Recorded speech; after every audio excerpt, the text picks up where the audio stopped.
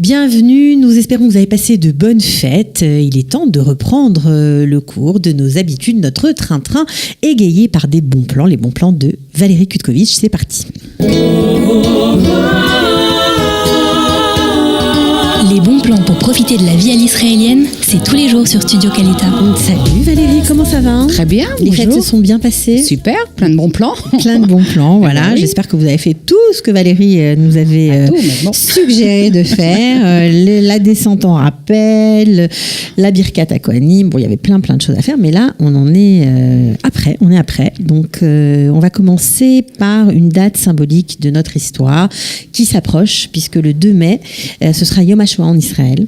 Exactement, donc qui correspond au 27 Nissan et qui est fêté depuis 1951. Alors c'est connu partout parce qu'on sait qu'à 10h du matin, il y a une sonnerie. Il faut vraiment, moi je vous conseille, si vous pouvez être dehors dans la rue, à un endroit généralement bien passant, parce que il faut l'avoir vécu une fois vraiment. C'est très très émouvant, exactement. Faire partie. C'est pas comme devant un écran, etc. Faut vraiment l'avoir fait. Et donc il faut savoir que le soir, donc la veille au soir, à Yad Vashem, il y a une cérémonie particulière où il y a donc 6 rescapés qui allument 6 torches pour les 6 millions de morts. Mais depuis quelques années, il y a des jeunes qui ont décidé aussi de faire quelque chose chez eux et de faire leur devoir de mémoire, mais peut-être de façon un peu plus jeune, entre guillemets, ou plus intime. Disons que c'est la jeune génération. Voilà. Ils ont pris conscience que les rescapés de la Shoah sont en train de disparaître petit à petit. Ils ont voulu continuer à leur façon à transmettre. Voilà. Alors ils ont créé quelque chose qui s'appelle Zikaron Basalon, ce qui veut dire vraiment la mémoire dans un salon. Alors c'est une initiative donc qui a commencé en Israël, qui est maintenant dans le monde entier. Il y a plus de 50 pays dans lequel ça se fait. 500 000 participants dans le monde. Au Cambodge, énorme. En Inde cette année pour la première fois, il y aura en Scandinavie. Et alors comment ça se passe ? C'est une personne qui invite dans son salon des gens qu'il connaît ou des inconnus. Ou un rescapé de la Shoah. Avec un témoin. Alors généralement un témoin ou quelqu'un qui vient parler un peu de la Shoah, de comment ça se passe. De son histoire personnelle en général. De son histoire personnelle. Ou quand il n'y a pas de témoin, ça peut être visionner un film. Alors c'est pas juste une conférence, parce qu'après donc ça doit être un échange. Les gens racontent, posent des questions ou racontent leur propre histoire. C'est vraiment très bien fait. Il y en a un peu partout. Alors il y a un site qui s'appelle Zikaron Basalon où vous pouvez aller voir tout ce qui se passe. .org, oui, pardon. .org, où vous pouvez aller voir tous les événements partout dans le monde, donc en Israël, à Jérusalem. Donc il y a la liste. Il y a la liste. Et on choisit, on s'inscrit. Voilà, on s'inscrit. Si on veut participer on s'inscrit. Il y a la liste aussi par langue. Ça, c'est très important parce qu'il y en a dans toutes les langues. Il y en a 2 pour l'instant en français. En Israël ? Sur Jérusalem. D'accord. Pour l'instant, il y en a 2.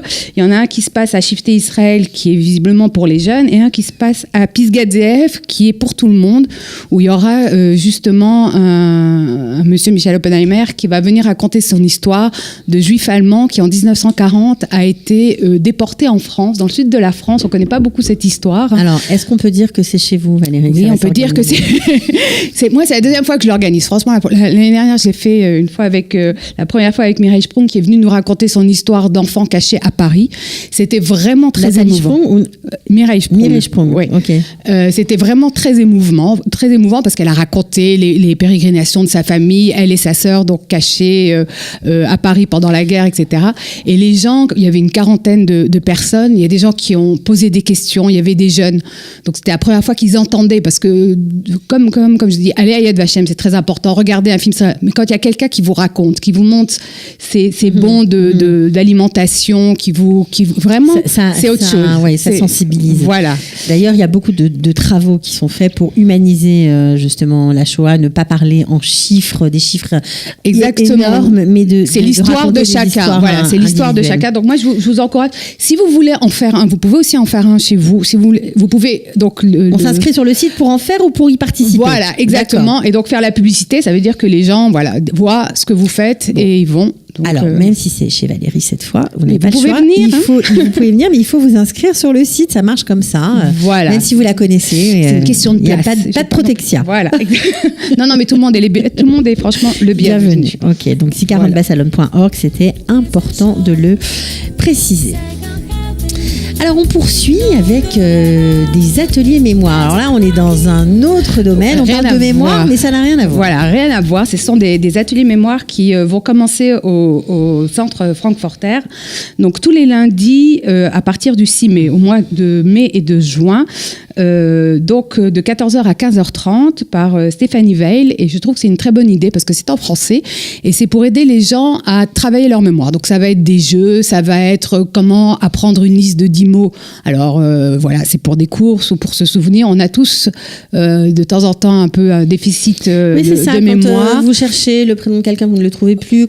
Alors il y a des méthodes. Clés, Voilà, alors il y a des méthodes pour se souvenir par exemple du prénom de quelqu'un. Alors il y a des méthodes, c'est-à-dire que la première fois que vous le rencontrez, il faut répéter son prénom à voix haute plusieurs fois et avoir un signe distinctif que vous mettez avec le prénom. Et donc visiblement après, ça vous permet de mieux vous en souvenir. Ça va être des jeux, c'est 10-12 personnes. Moi je vous conseille de le faire. Donc c'est un cycle.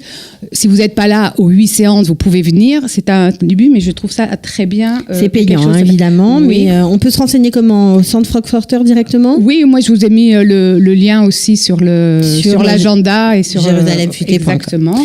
Ok, d'accord. Donc ça, c'était les ateliers mémoire. Voilà. D'accord. Bon, juin et mai, pour ceux que ça intéresse. Et franchement, je pense que ça peut servir à tout le monde. Alors, on continue avec une autre association qui s'appelle Beth Melabev. Voilà, qui est une association qui s'occupe, alors on parlait de mémoire, qui s'occupe des personnes atteintes de la maladie d'Alzheimer. Et on sait qu'il y en a de plus en plus et que c'est des fois difficile aussi de gérer ça. C'est une association qui existe partout en Israël et à Jérusalem. Ils ont plusieurs centres où ils font, donc ce sont des centres de jour où ils accueillent donc les gens qui ont cette maladie et ils leur font faire des activités. Alors pour l'instant, ces centres fonctionnaient en hébreu. Il y en a un ou deux qui fonctionnent en anglais.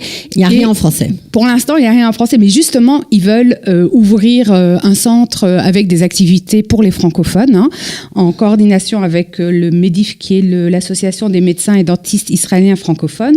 Et donc, il va y avoir une réunion d'information le 1er mai. Pour les gens qui sont intéressés, qui ont des personnes dans leur entourage qui souffrent donc de la maladie d'Alzheimer et qui voudraient pouvoir les placer, leur faire des activités.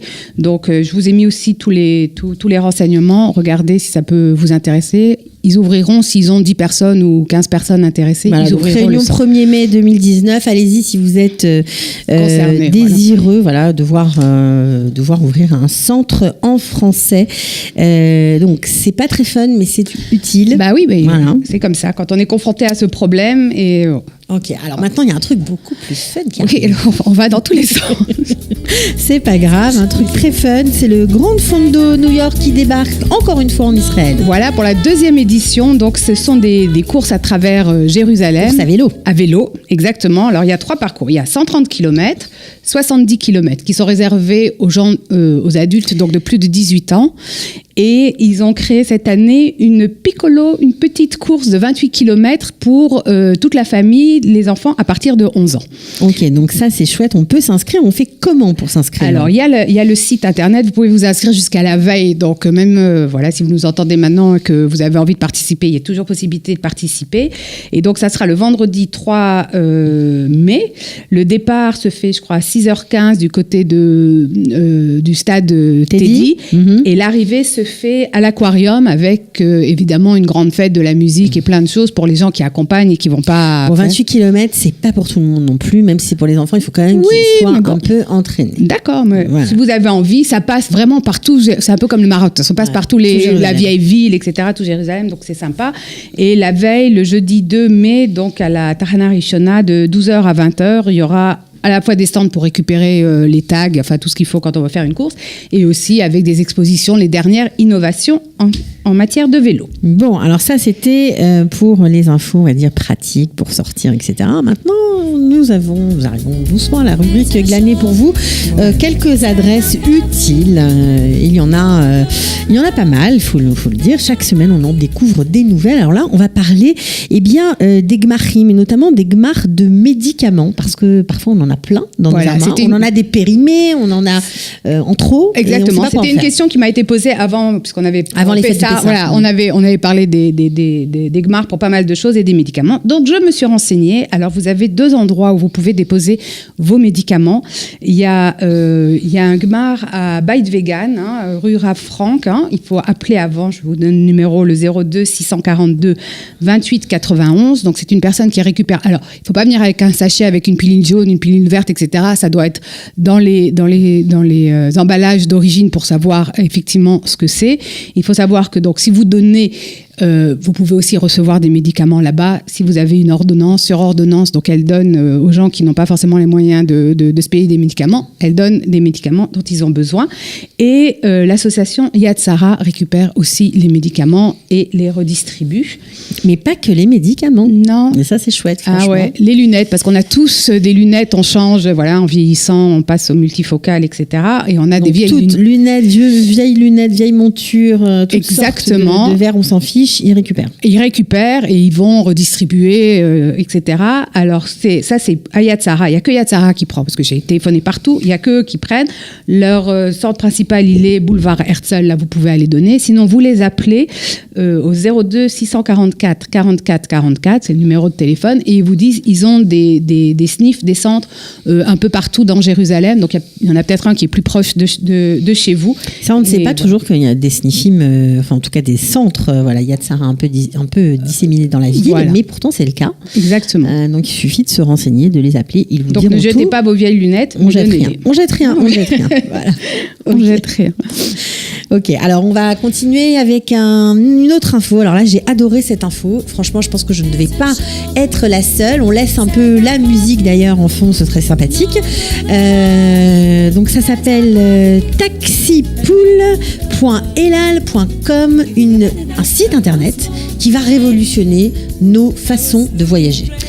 Oui, alors c'est donc la compagnie Elal qui est visiblement la première au monde à avoir créé ce site internet. Alors, juste une précision, ça ne marche que de vos smartphones, pas sur les ordinateurs. Il faut vraiment que vous tapiez ça sur votre smartphone. Et donc, ça va mettre en contact des gens qui vont arriver à la même heure, par exemple à Tel Aviv, enfin à Ben Gurion plus précisément, et qui disent moi je vais me rendre, je me rends à Jérusalem, je veux bien partager un taxi avec quelqu'un. Plutôt que d'attendre le Chirout pendant 1 heure quand on arrive par exemple à 5h du matin et qu'il est à moitié vide parce que vous êtes les seuls à vouloir partir à Jérusalem, et bien là, vous montez directement dans le taxi et vous n'en payez pas en plus, vous ne payez pas le prix fort, vous partagez. C'est génial. Voilà, alors ça marche, c'est-à-dire que ça vous met en contact. Vous rentrez. Alors comment ça se passe? C'est ça qu'il faut bien préciser. Donc vous tapez taxipool.elal.com sur votre smartphone. On rentre sur le site internet. Vous rentrez sur le site internet. Il va vous demander votre numéro de vol, à quelle heure vous arrivez, quel est votre numéro de téléphone, etc. On s'inscrit.